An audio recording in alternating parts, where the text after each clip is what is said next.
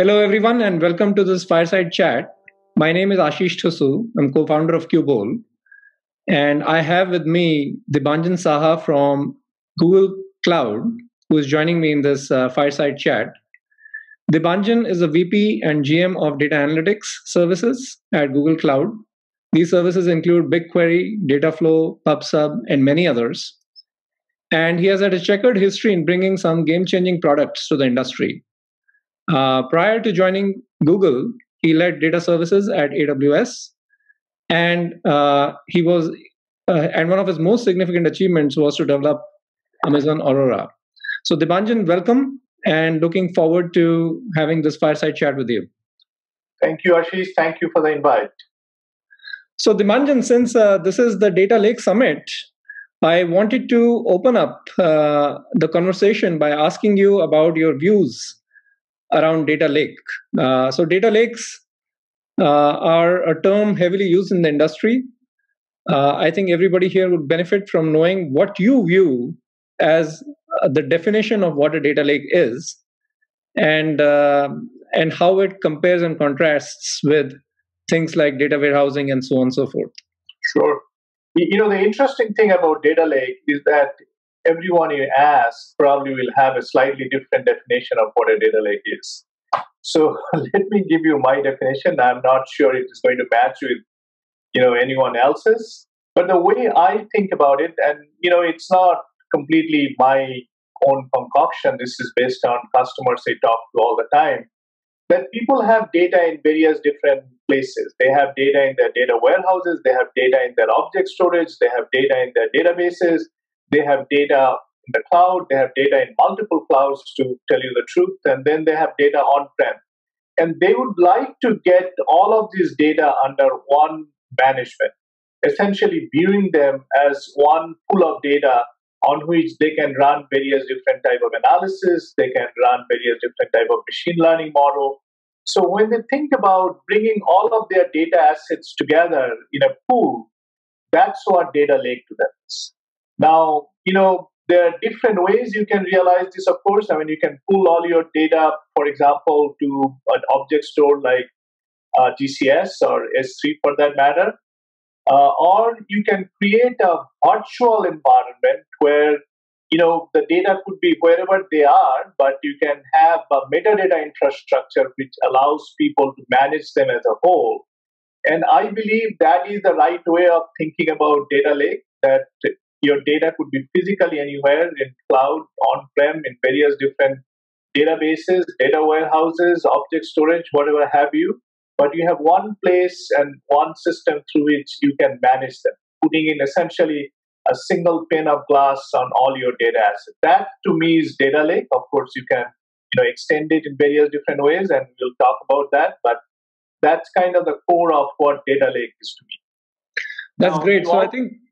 So I think you covered there that at least for the data lake, it's important that data from all these different sources and different types of data should be under one management pane. One of the things that we have seen in analytics over the years is, back in the day in 2000s or early 1990s, SQL analytics was the vogue. Right. Now there is a lot more diversity in types of analytics that people want to do.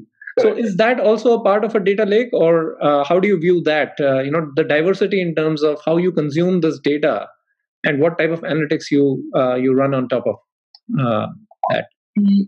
Yes and no. I think a lot of people think about data lake primarily as a storage play on which they can use various different types of analysis, or machine learning infrastructure, for example.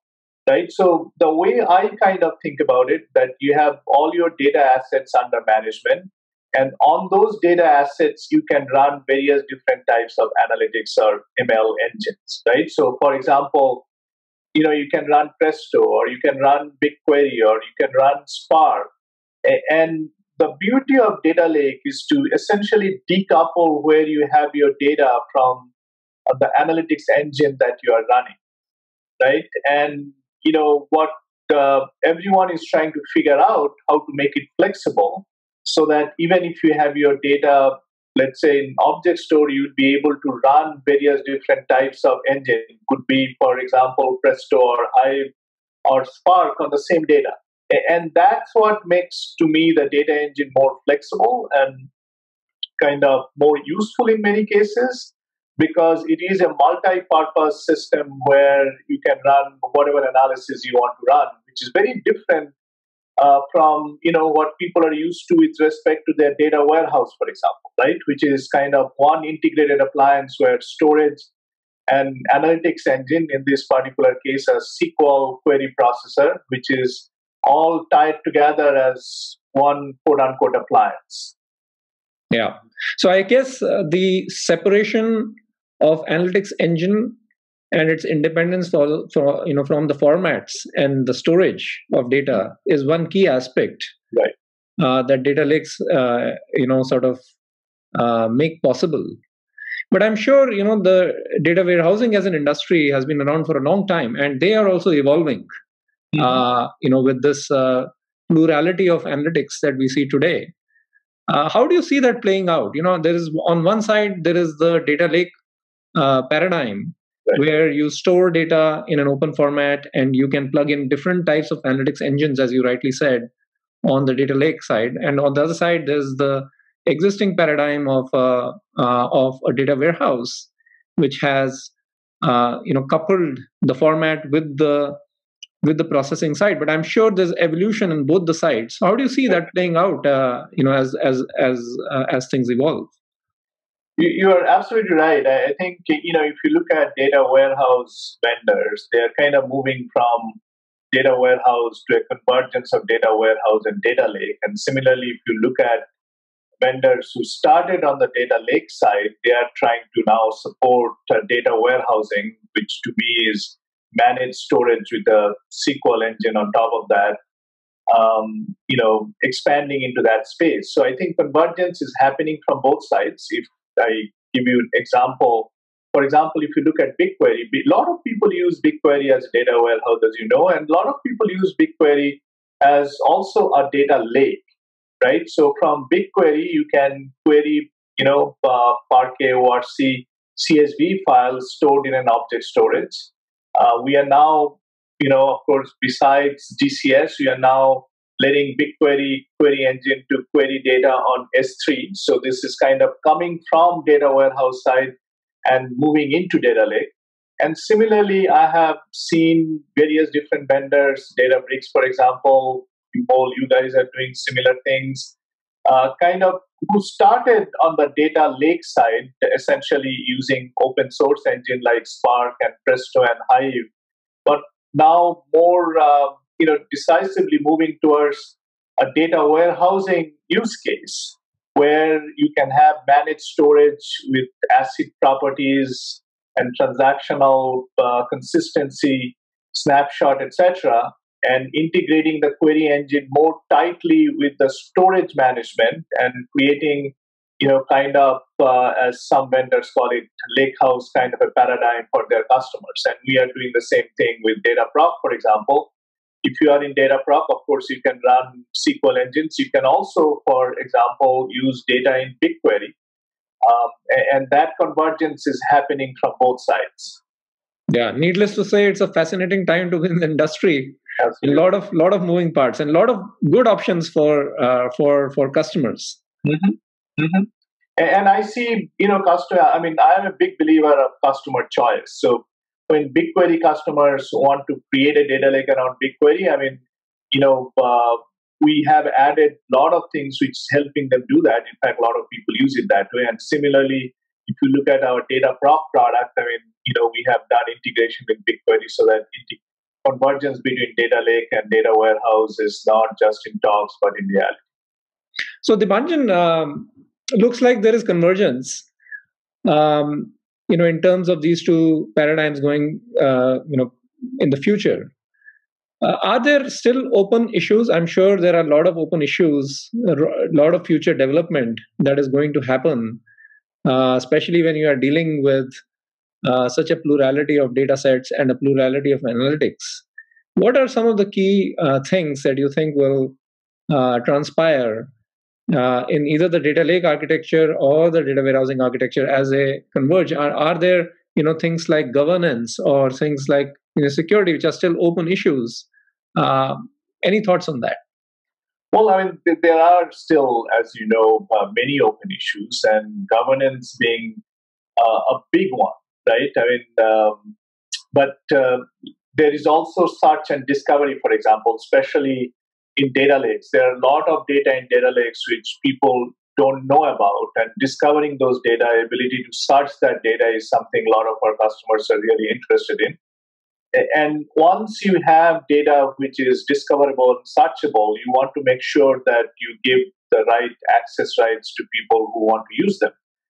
And especially in data lake, that governance is done at a pretty coarse granularity at bucket level or file set level, etc., which is not enough for many sophisticated applications who would like to get to fine grain access control in terms of row level or column level access control, which a lot of our customers would like to do. So that's a big area. Other area which I think is also going to be important is creating data lakes which transcend single cloud or single data centers, right? Because there are a lot of data assets which I believe is spread across multiple clouds. I see that from our own customers. There are a lot of customers who also have a lot of data on-prem, which probably is going to be there for a long period of time.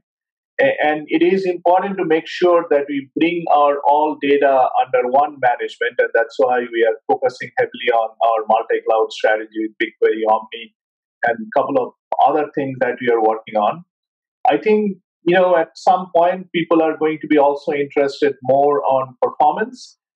As you know, the performance of data warehouse, especially for SQL queries, is often much better than what you see on SQL queries in a data lake environment, right? And that's because of tight management of storage. That's because of various different layers of caching that exist in data warehouse, and people are going to demand the same thing for data lake, right? So, having a tight management of storage, both from the transaction perspective as well as performance perspective, is something that's going to be really, really important going forward, I think.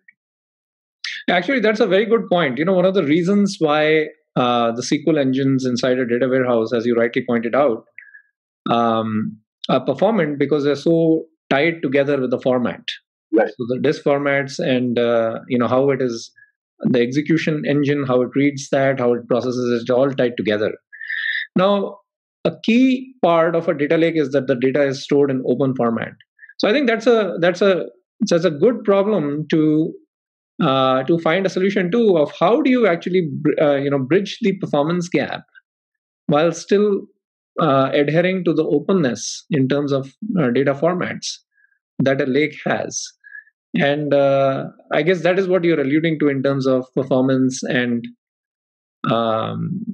performance aspects. I think that is correct. It's more than just data format, I think. I think it's a tight integration of storage and the query engine, and probably, at least a layer of caching or multiple layers of caching is probably something that we'll need in order to match the performance of data warehouses. With respect to storage format, I think, as long as you can import and export into open formats, I think that is a good starting point, right? So, for example, one of the things, BigQuery has its own storage format, which allows us to do really, really sophisticated things in terms of both performance and access control. And what we allow customers to do is to kind of import open format data, for example, Parquet or WotC into BigQuery, and then export back into that format. Right, so that is a good starting point, which keeps the movement of data between data warehouse and data lake really simple. But over time, I think if you look at some of the data formats like Parquet, they can probably improve in order to give people some of the things that they currently don't have. For example, fine grain access control, right? I mean, which is native in BigQuery data format. Now, this is something we are very open to. We are also open to working with other partners to come up with new data format, which will give people that opportunity. I also think some level of in-memory processing, maybe as a distributed cache, maybe using something like Apache Arrow, could be a good intermediate layer between persistent data in object store and other stores where they are stored, and the query engines which process them. Yeah, that's great. So, Debanjan, in your previous few comments, you alluded to multi-cloud and hybrid. So I wanted to ask a few questions. I think the audience here is comprised of both folks who are on the cloud, maybe folks who are partially there, maybe folks who are completely on-prem. Should a data lake today be developed on the cloud, or back in the day when we started, for example, when I was building out the data lake at Facebook, everything was on-prem. Now, of course, cloud is there. So what are your views on that? Should the data lake, is it a cloud construct? It's an independent construct? And how do you see, you mentioned, you see multi-cloud today. What are the key drivers there, when it comes to, say, multi-cloud or hybrid? In terms of directionally, it is very clear. Things are moving to cloud, right? Mm-hmm. So, if you want to build a data lake and if it is not integrated with your cloud strategy, that is, you're building a data lake for on-prem only, I think that's not going to be successful. Mm-hmm. Now, that said, I think, not everything is going to move to cloud in one day or even 1 year or multiple years. It's going to take time. And I think it is important to have a strategy which transcends cloud and includes also on-prem, right? Because otherwise it's going to be a limited set of use case where people have to move everything to cloud first before they can run their analytics. And I don't think we want to be in that state. It is also true that for various different reasons, people use multiple different clouds, right? Sometimes it is for regulatory reasons. Sometimes because, different departments within an organization, have an application which is running in a different cloud. Sometimes through mergers and acquisitions, people acquire assets which are in different clouds. And sometimes there are just, different set of capabilities available in a different cloud. So the reasons are different. But it is pretty clear at this point that pretty much every customer we talk to have footprint in different clouds. So I think it is important to have a data lake which can handle data which are in different clouds and also on-prem, in my point of view. Got it. That's great. One more area that I wanted to explore with you is data lake as a construct is highly flexible.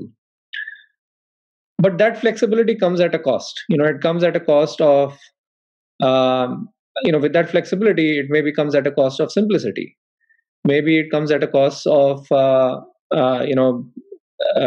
maybe simplification is a part of making data lakes domain specific. What are your thoughts around that? Like, how should the construct of a data lake evolve and keep this flexibility, but also bring a bit of simplicity to the picture? Is our domain-specific data lakes the answer? What are your thoughts on that? Well, I mean, there are different dimensions to it. I don't think simplicity and flexibility have to be mutually exclusive. I think it is important to understand the use cases, and then we can encode them on a flexible infrastructure so that people don't have to go through multiple options when they don't need to, right? And that also means, as you pointed out, that in many cases people want to build data lakes which is specialized for their use cases, specialized for the industry domain where they are trying to operate, which means data sources which are specific to a particular domain, for example, retail or financial services or healthcare. And they do have various different data sources, various different data formats, various different data models. And I think instead of starting everything from scratch every time you want to build a data lake, if we can create some flexible templates so that people can start their journey at 70 percentage point rather than 0 percentage point in terms of their maturity, I think it will make a lot make it a lot easier for people to build their data lakes and get from when they start to when they actually get value out of that much more quickly. This is something we are very interested in. We are actually working towards that so that it will become easier for customers to build this data lake very, very quickly and improve their time to value postures, which is very, very important in this day and age, especially in the post-COVID-19 era.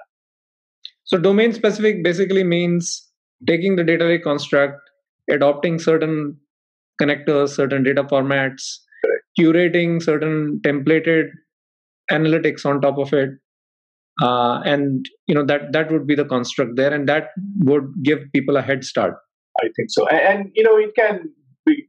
It doesn't have to be one thing or one construct, right? I mean, the first thing you need to do is need to identify your data sources and data formats and your data models, right? And if we can do that, let's say for financial industries, for specific use cases in the financial industry, or pick any other industry, right? I mean, they have those things pretty well nailed down. I mean, I think what is not there is a standard, and I think there are some de facto standards that exist, but if the industry can put together some of those standards, I think it will make it a lot easier with respect to adoption of data lakes in various different industries. Great. So Debanjan, this has been a great conversation. Thank you for sharing your views. Anything you want to add as a parting comment about data lakes? Well, I do think the world is moving to an open data lake, and I do think the convergence of data warehouse and data lake is going to happen, right? And I do believe 3 years from now, 5 years from now, we are going to see data lakes where people are essentially pulling all of their data assets together under single management across multiple clouds and on-prem. And I believe that's going to happen. And because of the changes that is happening, because of the pandemic and other things, the journey towards cloud and journey towards data lake is going to accelerate. That's great. Thanks a lot, Debanjan. I hope everybody found this enthralling as much as I did. And thank you for taking the time and telling our audience this complex, simplifying for our audience the complex topic of data lakes. Thank you, Ashish. Thank you for the invite. Really exciting discussion. Hope the audience enjoys this. Thank you.